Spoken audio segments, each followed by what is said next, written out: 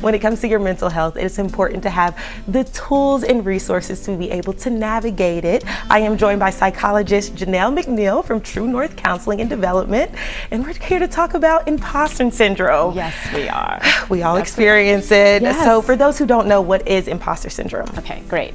Well, imposter syndrome is what you just said. All of us pretty much experience, and what happens is you might interview for a job or you might do something new and you think, who am I? Who am I to be doing this? I don't have expertise in this area. I'm not ready to do this. If these people find out that I don't know anything, that will be a very bad thing. So we have this voice that just runs in our head and it says these nasty little messages to us.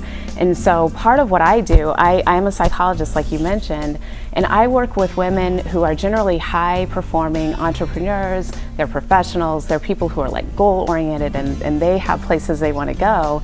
And they have these voices constantly running through their heads and they say, what's wrong with me? And I say, oh, there's nothing wrong with you. This is the way that we're made. But what I help them do is have the counter voice that says, you know what, here is evidence that you have been successful on all these different fronts. You're okay, don't listen to this voice. Like, it's just the voice that kind of counters the other voice and says, I hear you voice, I know you're just trying to take care of me, but shh, you know, and then I say, listen more to this voice. So we do a lot of work with that. So I do that in individual counseling, and we also have these great success circles that aren't therapy, but they're smaller groups of women who come together and meet who are from different careers, and they say, you know what, we're enjoying having another person who gets where I'm coming from, and I can say what my ups are and my downs are in my process, and then I can throw in these psychological tidbits to help them out.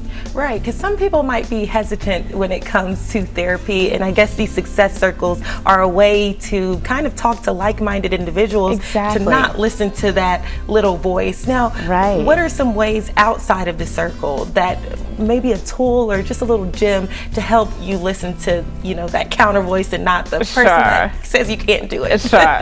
So when if I'm doing therapy, which is actually real counseling with individuals, or successful circles that aren't counseling at all, the one that I really like is to keep a list of wins.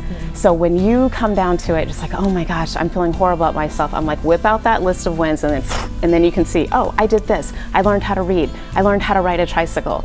We'll just pull out anything that we can, but anytime that you've won or that you've been like, that was scary and it was hard, but I made it, then we listen more to that and we hang on to that. That's amazing. Kind of get a resume of all your wins, no matter, not just like work, but like the little ones, like I meal prepped for the whole week. Like, that's a good win.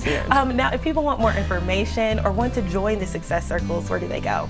They would check us out at truenorthlex.com, so TrueNorthlex.com, and all the information's right there. Way to combat that imposter syndrome. Celebrate the small wins. If you would like more information, just go to TrueNorthlex.com. This has been Martina with Everyday Kentucky, and we'll be back with more right after this.